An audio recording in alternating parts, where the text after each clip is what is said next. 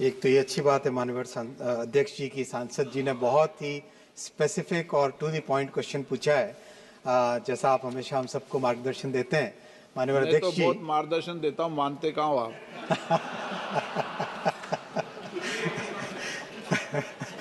कुछ तो मानते भी है, कुछ लोग तो मानते भी हैं माननीय अध्यक्ष जी। माननीय अध्यक्ष जी, मयूरभंज से 3 गाड़ियां बहुत अभी हाल ही में नई चालू हुई थी, कोलकाता के लिए, रांची के लिए और राउरकेला के लिए कनेक्टिविटी। उन तीनों का भी बहुत अच्छा लोगों में प्रभाव है और इसके अलावा भी चाहे मयूरभंज हो या देश के किसी भी कोने से हो, बहुत सारी नई गाड़ियां इस समय में चालू हुई है, चाहे वंदे भारत हो, अमृत भारत हो, बाकी दूसरी गाड़ियां भी। माननीय सांसद महोदय ने जो स्पेसिफिक डिमांड की है, उस डिमांड के लिए अगर वहां पे फिजिबिलिटी हुई तो जरूर उस पर काम करें। श्री गोडम नागेश। अध्यक्ष महोदय, अमृत भारत स्टेशन योजना अंतर्गत देश भर में 1337 स्टेशन में चिन्हित किए गए। हमारा तेलंगाना में भी 40 स्टेशंस का चिन्हित किए गए। उसमें 40 में से केवल 4 स्टेशंस का ही काम पूरा हुआ। मेरे संसदीय क्षेत्र आदिलाबाद तेलंगाना में 2 स्टेशंस का बासर और आदिलाबाद का चिन्हित किए गया। ये अमृत भारत स्टेशन में एक का काम जारी है। मैं मंत्री महोदय से ये पूछना चाहता हूँ आपके माध्यम से अध्यक्ष जी, क्या ये अमृत भारत स्टेशंस का ये वर्क्स कंप्लीट करने के लिए कोई समय सीमा निर्धारित है क्या? माननीय अध्यक्ष जी, चलते ट्रैफिक में स्टेशन का पुनर्निर्माण करना बहुत ही डिफिकल्ट काम होता है, क्योंकि सेफ्टी अपने आप में बहुत इम्पॉर्टेंट है, सबसे इम्पॉर्टेंट है। और जब ट्रैफिक चल रहा है, गाड़ियाँ चल रही है, ऐसे में स्टेशन का पुनर्निर्माण करना अपने आप में बहुत ही कॉम्प्लेक्स काम है। विश्व के कई देश हैं जिसमें जब स्टेशन का रीडेवलपमेंट का काम चलता है तब वहाँ पे ट्रैफिक को 3-3, 4-4 साल के लिए रोक लिया जाता है। ऐसा भारत में हम नहीं कर सकते, क्योंकि अपने यहाँ रेलवे से मूवमेंट बहुत ज़्यादा है। 750 करोड़ लोग रेलवे से ट्रैवल करते हैं। इसलिए सावधानी के साथ, बहुत ही ध्यान रखते हुए, सेफ्टी को प्रायोरिटी देते हुए काम किया जा रहा है। श्री तमिल सेल्वम। தேங்க்யூ பேரவைத் தலைவர் அவர்களே. இது 18வது லோக்சபா நடக்குது. 1வது லோக்சபாவிலிருந்து 18வது லோக்சபா வரைக்கும் எங்கள் பெரிய தேனி பாராளுமன்றத்தில் கேட்குற கேள்வி, திண்டுக்கல் சபரிமலைக்கு புதிய ரயில் தடம் வருமா வராதான்ற கேள்வி 70 ஆண்டு காலமாக கேட்டுக்கிட்டு இருக்கோம். ஆண்டுக்கு ஒரு முறை 1 கோடி பக்தர்கள் ஐயப்பன் கோயிலுக்கு செல்கிறார்கள். தமிழ் மாதத்தில் 5 நாட்கள் 5 லட்சம் ஐயப்ப பக்தர்கள் செல்கிறார்கள். ஆகவே திண்டுக்கல் சபரிமலைக்கு முதல் பேஸாக திண்டுக்கல் லோயர் கேம்புக்கு முதல் பேஸ் புதிய ரயில் हिंदी में कर लो, आप इंग्लिश में कर लो। इंग्लिश में कर लो, इंग्लिश में लैंग्वेज परिवर्तन कर लो। आ रही है आवाज? सर आ नहीं रही थी ढंग से। आप दोबारा एक बार दोबारा बोल लें, वापस पूछ लें। अब कर ले, चेंज कर लें। Can you hear me sir? Dindigul சபரிமலைக்கு 1வது லோக்சபாவிலிருந்து 18வது லோக்சபாவில் தங்கத்தமிழ் உட்பட கேட்கிற கேள்வி, திண்டுக்கல் சபரிமலைக்கு புதிய ரயில் தடம் வருமா வராதான்ற கேள்வி எல்லா லோக்சபாவிலையும் கேட்டுட்டோம். இது வரைக்கும் அதுக்கு உண்டான ஸ்டெப்ஸ் எடுக்கல. ஆண்டுக்கு ஒரு முறை சபரிமலைக்கு 1 கோடி ஐயப்பன் பக்தர்கள் செல்கிறார்கள் த்ரூ அவுட் இந்தியா. மாதம் ஒரு முறை 5 லட்சம் ஐயப்பன் பக்தர்கள் செல்கிறார்கள். ஆகவே தயவு கூர்ந்து மாண்புமிகு அமைச்சர் அவர்கள் திண்டுக்கல் லோயர் கேம்புக்கு முதல் பேஸாக புதிய ட்ரெயின் ரூட்டை கொடுத்தால் நலமாக இருக்கும் என்பதை பேரவைத் தலைவர் மூலம் கேட்டு அமர்கிறேன். Honorable Speaker, sir, Honorable MP had met me a couple of days back regarding this new line from Dindigul to Sabrimalai, and he had requested that can we take the line up to the lower camp of Sabrimalai. This is a proposal which he had given about 3 days back. I have already given it to the team to find the feasibility, whether it can be extended to the lower camp, to the base camp, what Honorable MP has shared with me just a few days back.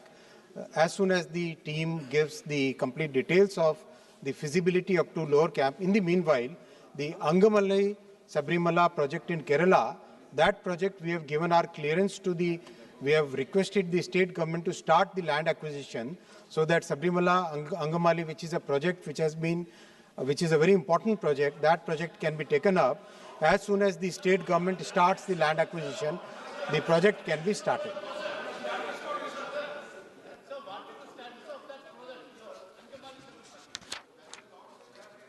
Question number 242, Sri Dr. Hemant Vishnu Saura. Question number 242 sir.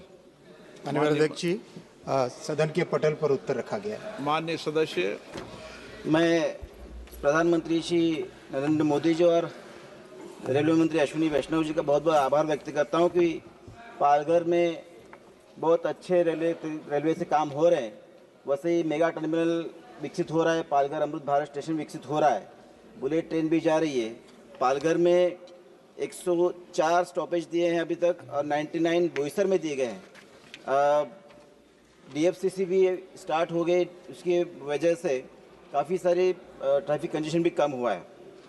काफ़ी लंबे समय से कुछ मांगे और रही हैं sir, जैसे बांद्रा रामनगर एक्सप्रेस बोईसर के लिए और खानदेश के लिए Dadar Bhusawal Khandesh express, Dadar Bhusawal special express, जो कि पालघर में ठहरा हुआ है, जो रात को 2 बजे ठहरा हुआ है, लेकिन डहानू के लिए उसके लिए स्पेशल ठहराव चाहिए क्योंकि रात को 2 बजे लोकल नहीं मिल पाती। और काफ़ी सारे जो ट्रेन जो बांद्रा या मुंबई सेंट्रल से छूटती है वो बोरीवली से डायरेक्ट वापी स्टॉप जाती है। बीच में जो पालघर डिस्ट्रिक्ट आता है उसमें कोई भी ठहराव नहीं आता। मेरी मांग है कि सभी ट्रेनों को पालघर में स्टॉपेज दिया जाए सर। माननीय अध्यक्ष जी, पालघर में प्रैक्टिकली एक नया शहर बस रहा है। वाडवन पोर्ट जिस तरह से विश्व के सबसे बड़े पोर्ट्स में से एक बनेगा, उस पोर्ट के कारण वाडवन में माननीय सांसद जी ने भी कई बार इस विषय को मिलके रेज किया है और एक तरीके से वहाँ पे वाडवन से रिलेटेड डहाणू और पालघर के डेवलपमेंट का कंप्लीट एक मास्टर प्लान बन रहा है। साथ ही साथ मुंबई के भी कैपेसिटी बढ़ाने के लिए बहुत सारे प्रोजेक्ट हाथ में लिए हैं। माननीय सांसद महोदय ने जैसा कहा, पालघर में 104 गाड़ियां रुकती हैं और बोईसर में 99 गाड़ियां रुकती है। इसके अलावा जो माननीय सांसद महोदय ने आज 2 और गाड़ी के लिए रिक्वेस्ट किया है, उसका ज़रूर मैंने नोट लिया है। उसमें क्या हो सकता है उसकी फिजिबिलिटी देख के ज़रूर मैं इस पर एक्शन लूँगा।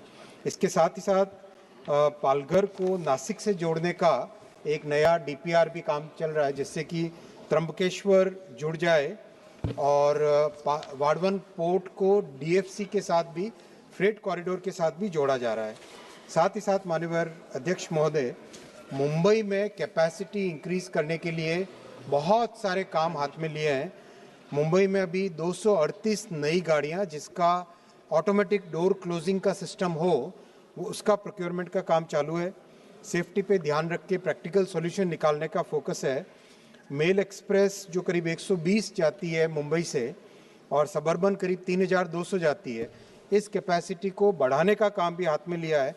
बांद्रा में 3 पिट लाइन बन चुकी है। मुंबई सेंट्रल में 24 कोच के प्लेटफॉर्म का एक्सटेंशन चल रहा है। जोगेश्वरी में 2 प्लेटफॉर्म बन रहे हैं। दादर में 1 प्लेटफॉर्म बन रहा है। वसई रोड में 6 प्लेटफॉर्म बन रहे हैं, जैसा अभी माननीय सांसद ने भी नोटिस दिया।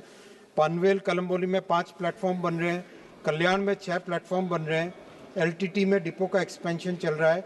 परेल में 6 प्लेटफॉर्म बन रहे हैं। तो ओवरऑल मुंबई शहर की कैपेसिटी और देश के जितने बड़े शहर हैं उन सब की कैपेसिटी बढ़ाने का तेजी से काम चल रहा है। माननीय मंत्री महोदय, जब भी आपके प्रश्न आते हैं, अधिकतम माननीय सदस्य सप्लीमेंट्री पूछना चाहते हैं, तो ये रेल डिपार्टमेंट महत्वपूर्ण है, इसलिए सब शॉर्ट में पूछे तो शॉर्ट में जवाब दे दो, नहीं तो इतनी बड़ी लिस्ट को फिर क्लियर नहीं होगी।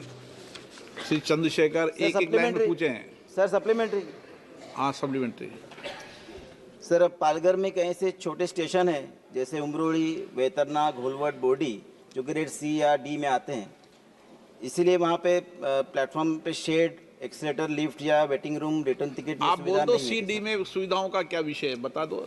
वो सुविधा निर्माण की जाए। माननीय अध्यक्ष जी, जितने स्टेशन अभी अमृत भारत में लिए गए हैं उन पे काम तेजी से चल रहा है और जिन स्टेशंस, बाकी दूसरे स्टेशंस की माननीय सांसद जी ने कहा है उसके बारे में मैं फील्ड विजिट एक बार टीम से करवा के सांसद जी भी साथ में जाए या उनका रिप्रेजेंटेटिव साथ में जाए तो जो प्रॉब्लम होगी उसको सॉल्व कर सकते हैं। श्री चंद्रशेखर, श्री के फ्रांसिसी जॉर्ज। There has been आप अगर सब लोग एक एक लाइन में पूछोगे तो सप्लीमेंट्री अलाउ करूंगा, अगर लंबा पूछोगे तो अलाउ नहीं करेंगे। Okay, sir. Sir, I have been talking to the Honorable Minister for regarding these stops in my constituency in Kerala at Kottayam. Sir, this Ernakulam Kayangulam memo that mainly caters for students and office-going workers. It hardly stops after Kottayam, sir. In Kurupandara, Yetamanur, Vaikam Road, and Mulandurati, people have been demanding for a long time for a stop. Sir, due to the rush, Okay, a second memo was started from Kollam to Ernakulam, and this is not running on Saturday and Sunday. माननीय अध्यक्ष जी, stoppages का विषय है, माननीय सांसद महोदय का request है, वो मैंने नोट किया। श्री वी डी शर्मा।